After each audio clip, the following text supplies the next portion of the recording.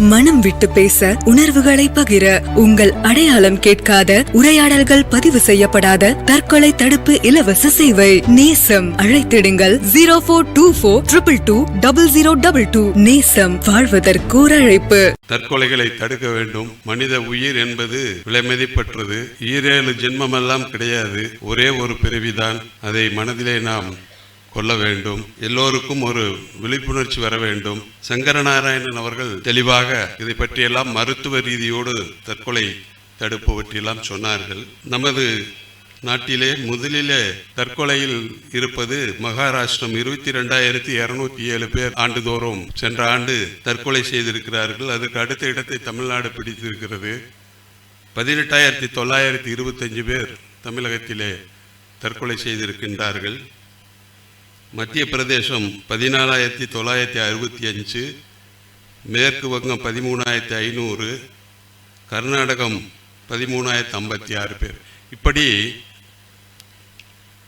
Road ஆக்சிடென்ட்டை விட தற்கொலைகள் அதிகமாக நடந்துகிட்டு இருக்கு. இதற்கு ஒரு விடிவை ஏற்படுத்த வேண்டும் நோக்கத்தில் இந்த மாதிரி நல்ல உள்ளங்கள் எல்லாம் சேர்ந்து இது போன்ற அமைப்புகளை தொடங்கி இருப்பது பாராட்டுதற்குரியது. பல்வேறு காரணங்களால் தற்கொலைகள் செய்து கொள்கிறார்கள். தொழிலில் பிரச்சனையாகி, கடனாகி, எதிர்காலம் பற்றிய கவலை. ஒரு தொழிலதிபராக இருந்துட்டு போய் வெளியில் எங்கேயும் வேலை செய்ய முடியாது, குழந்தைகளெல்லாம் எப்படி காப்பாற்றுறது அப்படிங்கிற ஒரு பெரிய கேள்விக்குரிய அச்சம். இது மாதிரி பிரச்சனைகளில் தற்கொலை பண்ணிக்கிறவங்க, தனிமைப்படுத்தப்பட்ட உணர்வோடு இருக்கிறவங்க, மற்றவரால் இழிவுபடுத்தப்படுபவர்கள், வன்முறையினால் பாதிக்கப்பட்டவங்க, குடும்பத்தில் ஏற்படும் பிரச்சனைகள் காரணமாக, இப்படி மனநலத்தினால் ஏற்படுகிற பிரச்சனை. மனநலத்தினால் ஏற்படுகிற பிரச்சனைகளை மருத்துவர்களால் நிச்சயம் தீர்க்க முடியும். மூளையிலே ஏற்படக்கூடிய ரசாயன மாற்றங்கள், ஏற்றத்தாழ்வுகள், இவற்றின் மூலமாகவும் இது போன்ற மனநல பிரச்சனைகள் வருகின்றன. அதையெல்லாம் தக்க மருந்துகள் மூலம் குணப்படுத்த முடியும். இன்னொன்று மது பழக்கம்.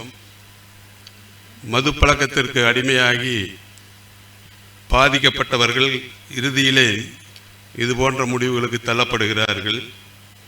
அதே மாதிரி நாள்பட்ட தீராத வியாதிகள் வரும் பொழுதும் தற்கொலை முடிவை எடுத்து விடுகிறார்கள். இளைஞர்கள் செய்தித்தாள்களை பார்க்கிறோம், காதல் தோல்வி என்கின்ற ஒரு காரணமாகவும் தற்கொலைகளை நாடுகிறார்கள். மாணவர்கள் பரீட்சையிலே தேர்விலே தோல்வி அடைந்து விட்டால் ஒரு 10-11 பேராவது ஒவ்வொரு ஆண்டும் தற்கொலை செய்கிறார்கள் என்கின்ற செய்தி மனதை பிழிகிறது.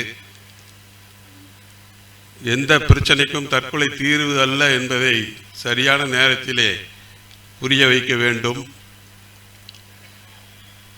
ஆதரவு கொடுக்க வேண்டும், அவர்களுக்கு அன்பு செலுத்த வேண்டும், பரிவு காட்ட வேண்டும். நாங்கள் இருக்கிறோம், வாழ்ந்து விடலாம் என்கிற தன்னம்பிக்கையை கொடுத்தால் நிச்சயம் யாரும் தற்கொலை செய்ய மாட்டார்கள். ஒரே ஒரு உதாரணத்தை சொல்லி என்னுடைய உரையை முடிக்கலாம் என்று இருக்கின்றேன்.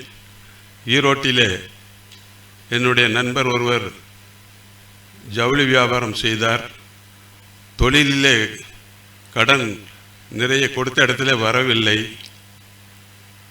யாரிடம் சொல்லாமல் திடீரென்று ஒரு நாள் தற்கொலை செய்து கொண்டார். குடும்பம் நிராதரவாக நின்றது. எங்களை போன்றவரிடம் மனம் விட்டு பகிர்ந்திருந்தால் அதற்கு ஒரு தீர்வை நாங்கள் எல்லாம் சொல்லி இருப்போம். அதை சொல்லாமல் அவர் திடீரென்று ஒரு முடிவை எடுத்து அது மாதிரி செய்து விட்டார். ஒரு வாரம் கழித்து அந்த குடும்பம், மனைவி, 2 குழந்தைகள், நாங்கள் மறுபடியும் தனிப்பட்ட முறையில் போய் பார்க்கலாம் என்று நானும் என் மனைவியும் போனோம். இரவு ஒரு 8 மணி 9 மணி இருக்கும். அந்த நேரத்தில் அந்த தாய் டம்ளரில் விஷத்தை ஊட்டி அந்த குழந்தைகளை குடிக்க சொல்லி வற்புறுத்தி கொண்டிருக்கிறார்கள். அந்த குழந்தைகள் நம்மை விட்டுவிட்டு யோசனை பண்ணாமல் போயிட்டாரு, நாம் எதற்காக சாக வேண்டும் என்று மறுத்து விட்டார்கள். நாங்கள் அந்த சமயத்தில் போகிறோம். அதை பார்த்துவிட்டு நாங்கள் இருக்கிறோம், நீங்கள் ஏன் சாக வேண்டும், ஏதாவது தொழில் செய்யுங்கள் என்று சொல்லி எனது சகோதரருடைய மளிகை கடையில் அந்த அம்மாவை ஒரு மாதம் பயிற்சிக்கு அனுப்பி மளிகை கடையில் பயிற்சி எடுத்து ஒரு 50,000 ரூபாய் மூலதனமும் கொடுத்து அவர்கள் தனியாக ஒரு சிறிய மளிகை கடையை வைத்து இன்று நல்ல நிலைமையில் இருக்கிறார்கள். இது போன்றுதான் எல்லா பிரச்சனைகளுக்கும் ஒரு தோல் கொடுப்பவர்கள் இருந்தால் நிச்சயம் தற்கொலைகள் நடக்காது.